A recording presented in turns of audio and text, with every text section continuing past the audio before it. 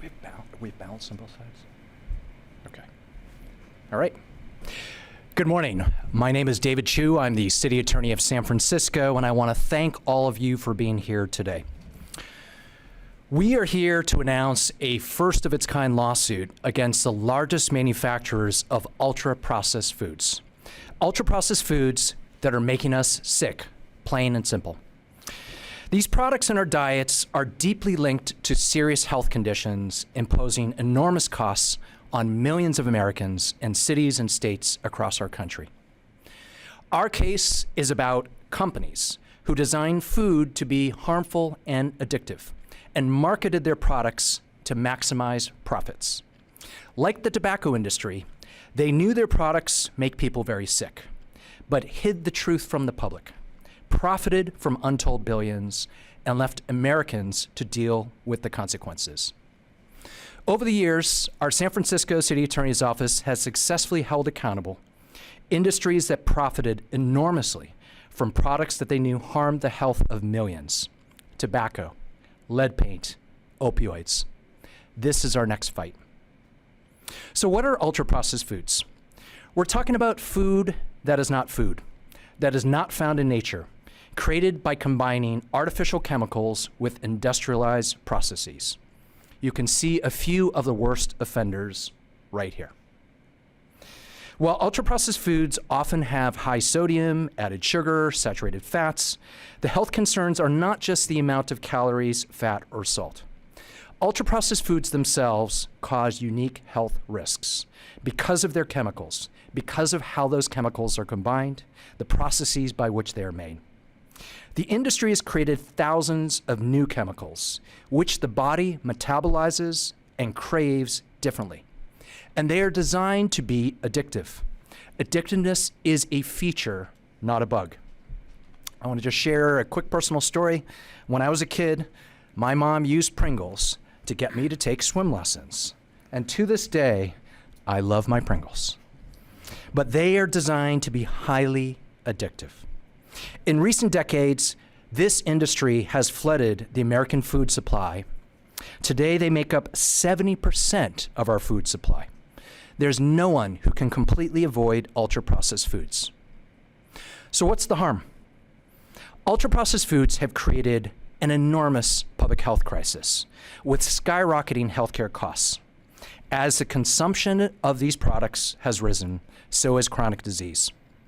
Many recent studies and massive data sets have confirmed the very clear link between ultra-processed foods and chronic diseases. Type 2 diabetes, fatty liver disease, heart disease, kidney disease, colorectal cancer, Crohn's disease, depression. And the impact on children has been particularly alarming. Unprecedented levels of obesity and type 2 diabetes. We have reached a tipping point in the scientific research about the harm of these products. Significant studies have been coming out confirming what we know. Just this month, Lancet published 3 papers. Last month, the Journal of the American Medical Association wrote about it, and so on. International consensus by the scientific community, despite industry attempts over many years to deny, deceive, and literally pay off scientists. Now, how did this happen? The tobacco industry drove the rise of ultra-processed foods. Starting in the 1960s, big tobacco Starting in the 1960s, big tobacco bought major food companies. R.J. Reynolds purchased Nabisco and Del Monte. Philip Morris purchased General Foods and Kraft. In the 1970s, the food industry consolidated. These companies then transferred people, ideas, technology from big tobacco to the food industry. They used big tobacco tactics to research, design, and sell addictive products. They used addiction science and marketing techniques that followed the big tobacco playbook of creating the illusion and erosion of consumer choice. On the marketing front, they bombarded kids with product messages and advertising with cartoon mascots, from Tony the Tiger and Fred Flintstone to Paw Patrol. They use integrated marketing strategies with toy manufacturers and child-focused media companies, from Disney and Nickelodeon to Mattel, Nintendo, and Marvel. And they specifically targeted low-income communities of color and their kids. And I'll just note that this is not just about what we think of as junk food. Many ultra-processed foods don't seem unhealthy, but they're falsely marketed as healthy. The most damning aspect of all this is, like the tobacco and opioid industries, the ultra-processed food industry had actual knowledge that their products caused harm. In 1999, as is laid out in our complaint, the CEOs of the largest U.S. food companies met. Pillsbury Kraft executives warned industry leaders that these ultra-processed foods had gone too far. They predicted devastating public health consequences, health conditions that would cost our country $100 billion a year, a public health toll that would rival tobacco. Those warnings were ignored.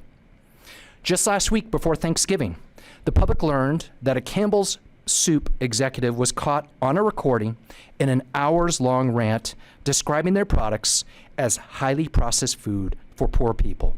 I suggest you listen to it. These companies know their products are harming people, but they continue to design, market, and profit off them, particularly at the expense of our kids. So our lawsuit.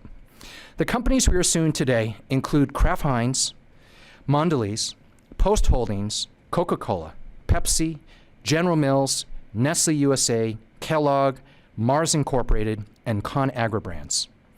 We are seeking to hold these companies accountable for their unfair and deceptive practices, for violating California's unfair competition law and public nuisance laws.